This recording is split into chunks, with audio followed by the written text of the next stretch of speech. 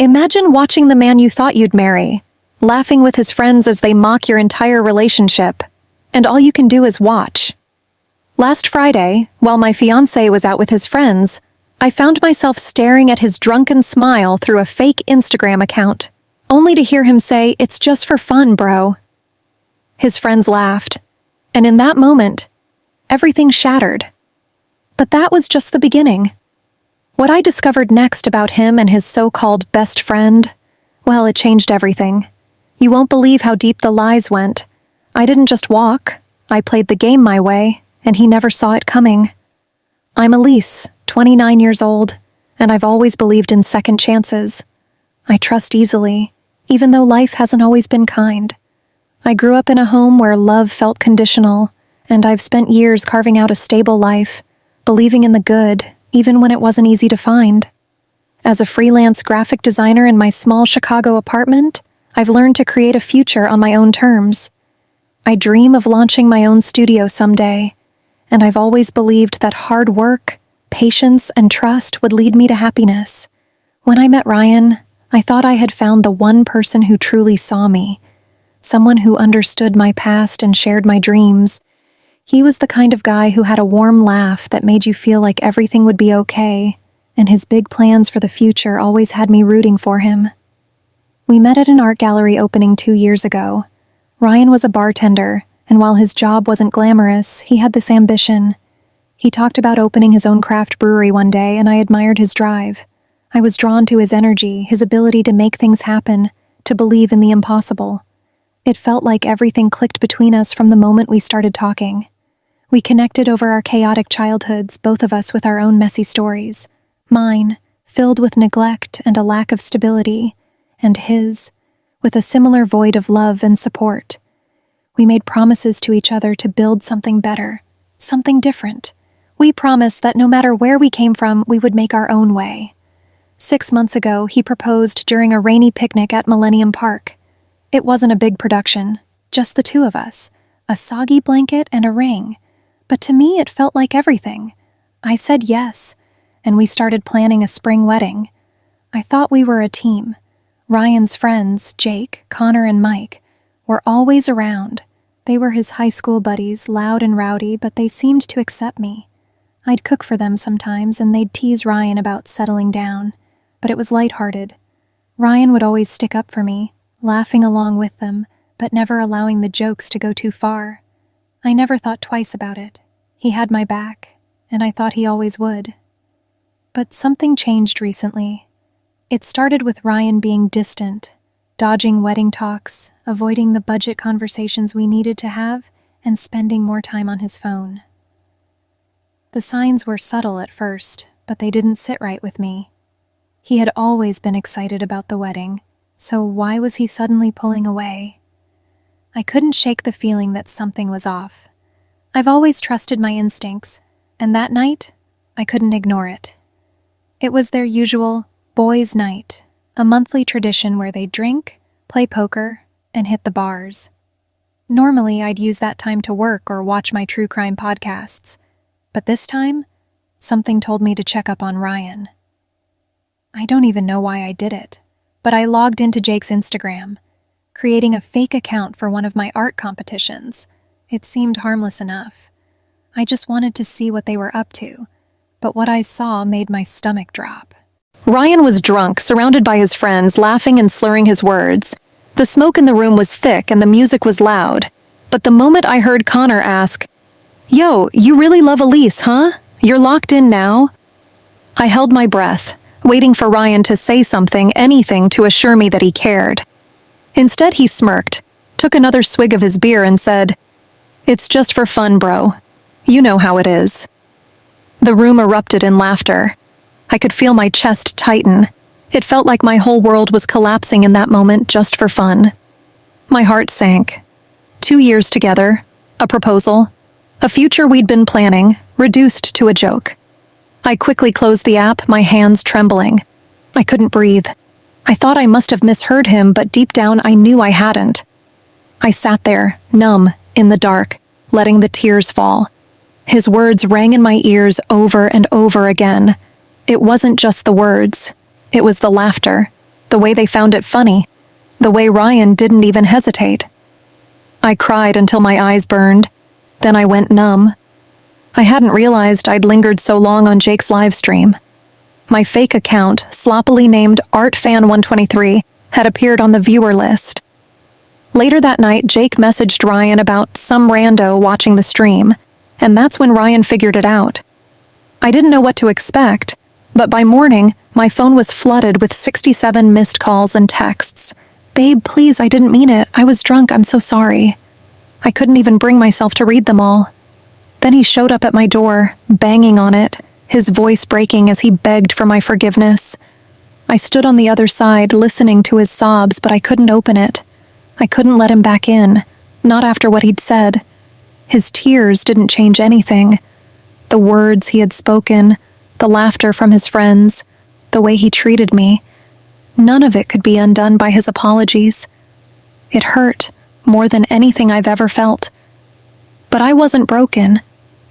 I wasn't the same person who had fallen for him 2 years ago. I had given him everything, my heart, my time, my trust, and in return, he had mocked it all.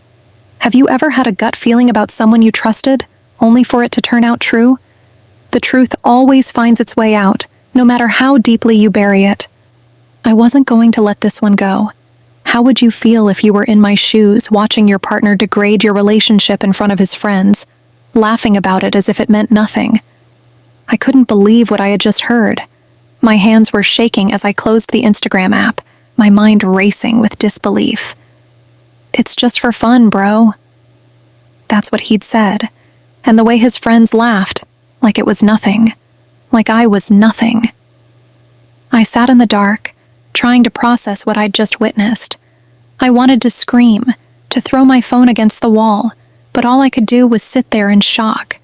Ryan, the man I thought I would spend the rest of my life with, had just mocked our relationship in front of his friends. It wasn't a slip-up. It wasn't a bad joke. It was him, being completely, unapologetically careless with me. I thought back to all the moments we'd shared, the promises he made, the way he held me when I was feeling down, the way we talked about our future. For months I had believed we were building something real, something solid.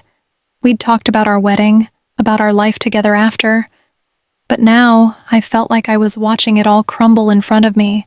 2 years, a ring, our future reduced to a joke. His words echoed in my mind over and over again, the laughter from his friends ringing in my ears. I couldn't stop hearing it, couldn't stop feeling the sting of betrayal. It wasn't just what Ryan had said. It was how easily he said it. He didn't even hesitate. There was no remorse in his voice, no hesitation, just a flippant remark like it meant nothing. And the way his friends reacted. Jake's loud laugh, slapping Ryan's back like it was some kind of funny joke. Mike's savage, mocking me as if I wasn't standing on the other side of this betrayal, was a punch to the gut. The reality hit hard. All these months, I had been walking beside someone who wasn't who I thought he was. And now, I had the proof, the truth I couldn't ignore anymore. I wasn't naive. I knew people talked behind each other's backs. I knew relationships had their ups and downs. But this was different. This wasn't just about a simple misstep or a misunderstanding. This was him showing me who he really was when he thought I wasn't watching. It was a look behind the curtain, and what I saw made my stomach churn. Ryan wasn't the person I had built him up to be. The man I thought I was marrying wasn't the man I thought I knew. I stared at the ceiling, my thoughts swirling. But one thing was clear. I couldn't just ignore this. Not this time. My heart ached, but it was also filled with a simmering anger. How dare he do this to me? How could he laugh about something that meant everything to me? How could I have been so blind to what was right in front of me? His apology came in the form of 67 missed calls and messages. "Babe, please, I didn't mean it. I was drunk. I'm so sorry." But his words felt hollow. What did it matter if he was drunk? The real problem wasn't that he'd been drinking. It was that he had so little respect for me, so little regard for our relationship, that he would degrade it like this in front of his friends. I wasn't some joke to be laughed at. I wasn't some accessory he could use to keep up appearances, and I wasn't going to pretend like this wasn't a big deal just because he was sorry. I started to think about everything I'd given him, everything I had done for us, for him. I had supported him when he was between jobs. I had designed his brewery logo for free, spent countless late nights working on his business plan, and covered rent when he couldn't. I had given him my heart, my trust, my time, and he had taken it all for granted. And then there was his apology. He was at my door, banging on it, his voice cracking as he begged for me to let him in. His tears were there, but so were his lies, his arrogance. I wasn't buying it. I stood on the other side, listening to him sob, but I wasn't moved. How could I be? This wasn't the man I thought he was. His apology didn't undo the damage. His tears didn't erase the laughter, the mockery. I didn't know what to do next. I couldn't just forget what I'd seen. I couldn't pretend that everything was okay. He had to know how much he'd hurt me. He had to understand the depth of this betrayal. But I wasn't going to scream at him or throw his ring back in his face even though every part of me wanted to. That wouldn't make him feel what I felt. It wouldn't make him face the shame of what he had done. No, I had a different plan. I started to pull away. I began to distance myself from him without saying a word. I canceled a brewery investor meeting I had set up for him, one I had worked hard to arrange. I started keeping the texts he'd sent me, the promises he made, for leverage. I would hold on to them, not to humiliate him, but to make him feel the weight of the truth. And when the time was right, I'd tell him why I was done, not because I was broken, but because I deserved better. Ryan thought he could get away with this, that he could keep his double life going without facing any consequences. But he was wrong. The facade he'd been building with me, with everyone, was about to come crashing down. And I was going to make sure he felt every bit of it. How would you handle hearing those words from someone you thought you knew and loved? Would you let them back in? Or would you make them face the truth? Let me know what you think in the comments. I was still trying to process everything when I found it. The thing that would change everything. The day after Ryan's desperate apologies, I couldn't stop thinking about the live stream, the laughter, the way he had so casually dismissed everything I thought we had. I couldn't get his words out of my head. It's just for fun, bro.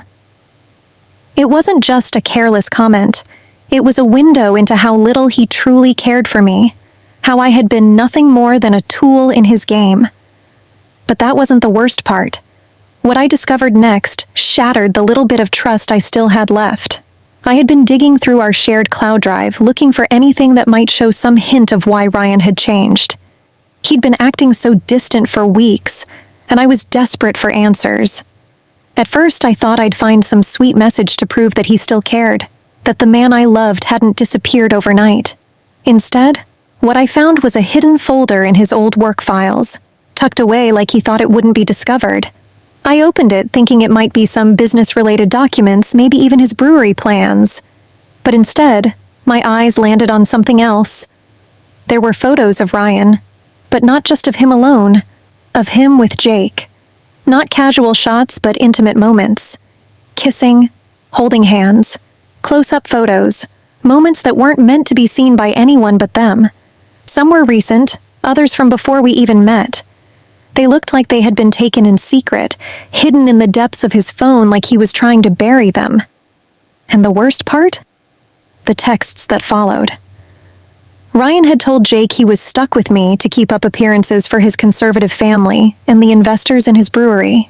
He wrote about how he needed to keep me happy until they were ready to bolt together, the way they planned to run away and build their own future, leaving me in the dust. My stomach twisted as I read the words again. Stuck with her to keep up appearances for my family. It was like the floor dropped out from under me. Everything I thought I knew about Ryan, the late-night talks, the promises, the proposal in the rain, was a lie. He wasn't just distant or avoidant. He was living a double life, using me as a cover for something much deeper, something I never saw coming.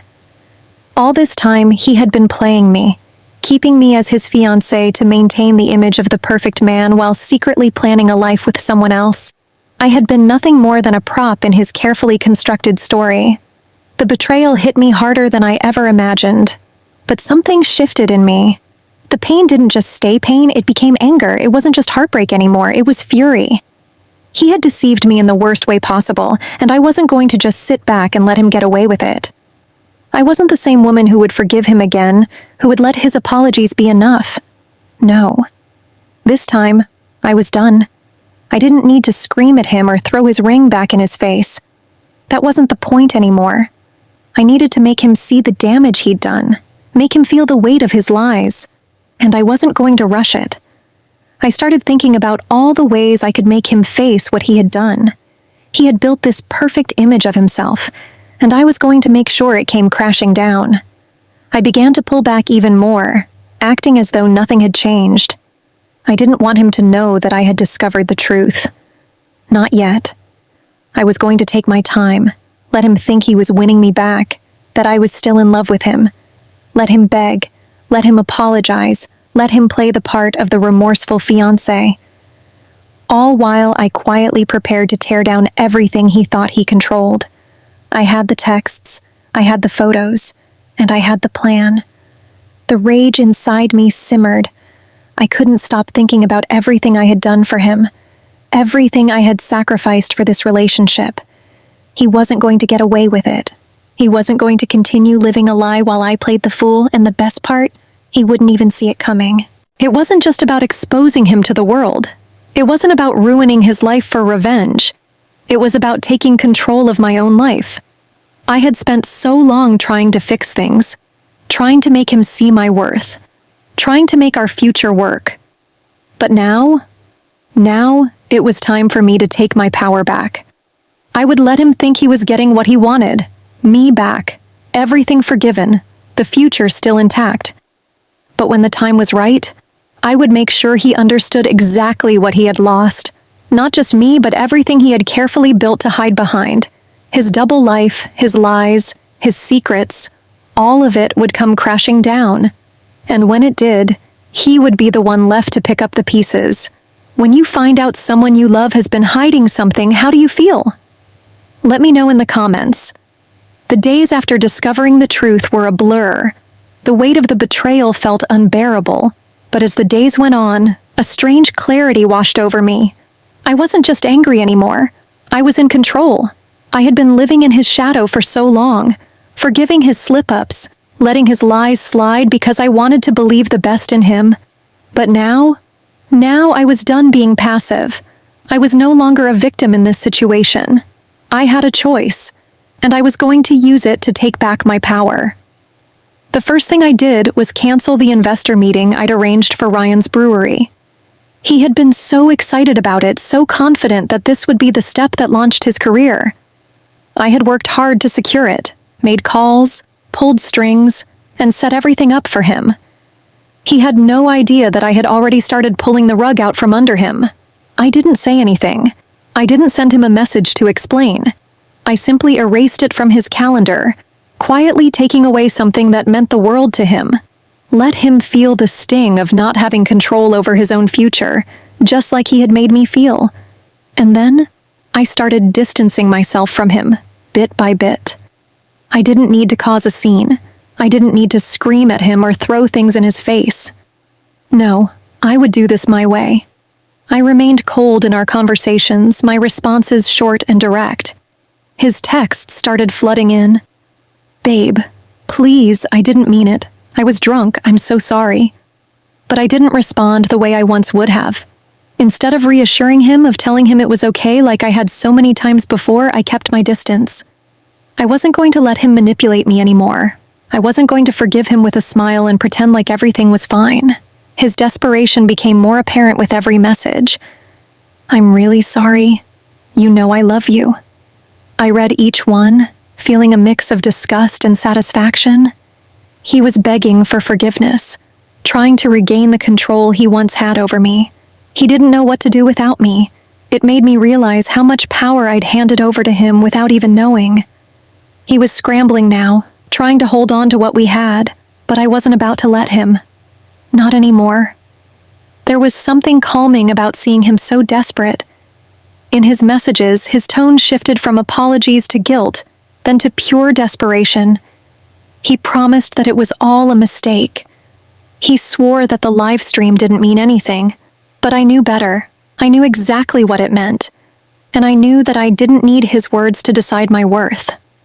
As I watched him try to win me back, I couldn't help but think, he needed to feel what I felt, to know what it's like to be betrayed.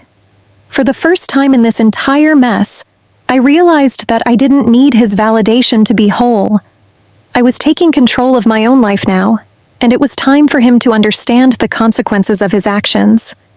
It wasn't just about the investor meeting or the cold texts. It was about everything. The trust I had given him, the life we had built together. He had turned it into a game. He thought he could play me, but I was playing my own game now. I wasn't just going to walk away from him. I was going to make him see what it was like to lose everything he had tried to control. I thought about his friends, the ones who laughed at me, who mocked our relationship. They weren't part of my world anymore. I would let them continue living their carefree lives while Ryan dealt with the fallout of his choices. And I'd let him believe that he was winning me back, that he was wearing me down with his apologies. But in reality, I was quietly stripping away everything he had left. I would make him beg, make him regret every time he took me for granted. But this time, I wouldn't be there to pick up the pieces. I would be the one to walk away, but I would do it on my terms. There was no rush. The timing would be perfect. I was no longer the woman who was afraid of standing up for herself. I was someone who knew what she deserved and wasn't afraid to take it back. And Ryan would learn the hard way that you can't build a future on lies and betrayal. What's the best way to handle a situation like this? How would you react if your partner tried to manipulate you after betrayal? Drop a comment and share your thoughts. I hadn't expected it to feel this freeing, but as I stood there in front of Ryan, watching him plead one last time for my forgiveness, something inside me shifted. I didn't feel sadness anymore. I didn't feel pain or even anger, not the way I had before. I felt powerful, calm, collected, and in control. The fear I had once carried about losing him, about losing the life I had built around him, was gone. I had taken that back, piece by piece. Ryan had no idea what was coming. He stood there at my door, his face red from crying, his voice cracking with desperation. "Please, Elise, I never meant for this to happen. I was drunk, and you know that's not me. You've got to believe me," he said, reaching out as if to touch me. His eyes were pleading, but I didn't let the desperation in his voice move me. I'd heard it all before. I took a deep breath and looked him in the eyes, steady. "Ryan," I said, my voice calm but firm. I'm taking back my power, and you'll never see it coming." His face went pale. I could see the confusion in his eyes, the way his mind was scrambling, trying to process what I meant. He thought he could still manipulate me, still make me believe his apologies. But the truth was, I had already made my decision. There was no going back, no more giving him second chances. The person standing in front of him wasn't the woman who would put up with lies and broken promises. His facade crumbled in front of me. I saw it in the way his shoulders slumped, the way his eyes lost their confidence. This wasn't the powerful, charming man I had fallen for. This was someone who had just realized the consequences of his actions. And in that moment, I knew he was watching me walk away for good. Not because I was broken, but because I had finally found the strength to take control of my own life. As I turned to walk away, I didn't look back. I didn't need to see his face, didn't need to hear any more of his apologies or promises. I had already seen enough. I had heard enough. I knew who he was now, and I wasn't going to let him keep me in his game any longer. I was done being a part of his lies. The door shut behind me with a finality that echoed in my chest. I could feel my heart beating steady and strong. I had made it through the worst of it, and now I was free. I didn't need his validation to be whole. I didn't need his approval to be enough. I had my own life to live, and I wasn't going to let him or anyone take that away from me. Walking away from Ryan was about taking back what I had lost and moving forward with the strength I didn't know I had. I wasn't a victim anymore. I was someone who knew her worth, and I wasn't going to let anyone diminish that again. Ryan would lose more than just me. He would lose the future he thought he could manipulate. And as I walked away, I realized that I left behind everything that had kept me small, everything that had made me doubt myself. I was no longer a part of his game, and that was the greatest power I could ever reclaim. If you enjoyed this story, make sure to like, subscribe, and hit the bell to hear more emotional, revenge-filled tales like this one.